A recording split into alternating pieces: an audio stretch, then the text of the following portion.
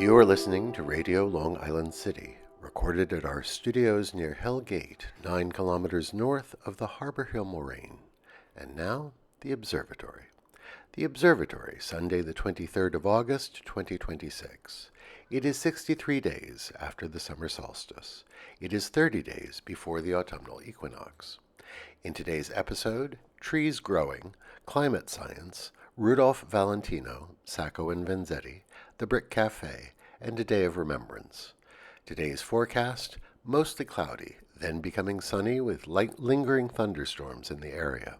High near 82 degrees Fahrenheit, 27.8 Celsius. Southeast wind 7 to 10 miles per hour, becoming south in the afternoon. The sun rises today at 6:14 a.m. Solar noon takes place today at 12:58 p.m. The sun sets today at 7:42 p.m., civil twilight ends at 8:11 p.m., and nautical twilight ends at 8:45 p.m. The length of daytime today is 2 minutes, 29 seconds, shorter than yesterday. The moon is in its waxing gibbous phase and is 82% full at midday. The moon sets today at 1:20 a.m., and then it rises again at 5:25 p.m. These are the predicted tides today for Horns Hook. In the middle of the night, low tide, 12:58 a.m., 27 centimeters.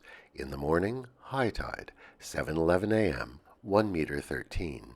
In the afternoon, low tide, 1:05 p.m., 37 centimeters. In the evening, high tide, 7:27 p.m., 1 meter 34. In our shared realm of plants and animals, some deciduous trees are showing a late summer growth spurt, putting out new branches and leaves. Among the oaks, the swamp oaks are the most obvious examples of this growth spurt. They have leaves with smooth, wavy margins, unlike the pointed lobes of the pin oaks and red oaks. The swamp oak's new leaves stand out, light green against the dark green of this summer's established leaves. The Japanese Zelkovas are also experiencing a growth spurt this time of year. There's nothing subtle about it. Long, thin, straight branches jut out from the crown, pointing upwards at about a 45-degree angle. Commemorations. Early warnings. On this day in 1856, a scientific paper was presented at a meeting of the American Association for the Advancement of Science. It was written by Eunice Newton Foote, and it described for the first time in Western science the fact that carbon dioxide in the atmosphere traps heat. The paper was entitled Circumstances Affecting the Heat of the Sun's Rays, and it described the phenomenon we now call the greenhouse effect. Foote was an accomplished amateur scientist. She lived with her husband, a lawyer, in Seneca Falls, New York. In her home, she built her own laboratory. She was also one of the signatories of the Declaration of Sentiments from the 1848 Seneca Falls Convention. She was an advocate for women's rights. She and her husband were both inventors. On this day in 1926, Rudolph Valentino died after complications from an operation. He was only 31 years old. In the era of silent movies, he was dubbed the Latin Lover, and he was an enduring symbol of old Hollywood glamour. His sensual, passionate film persona made the ladies, and perhaps a gentleman or two, swoon. Massive crowds gathered for his funeral at the Frank Campbell Funeral Home on Madison Avenue, and WNYC Radio, which was then owned by the city, broadcast a memorial service in his honor. Remember Rudolph Valentino, bygone heartthrob.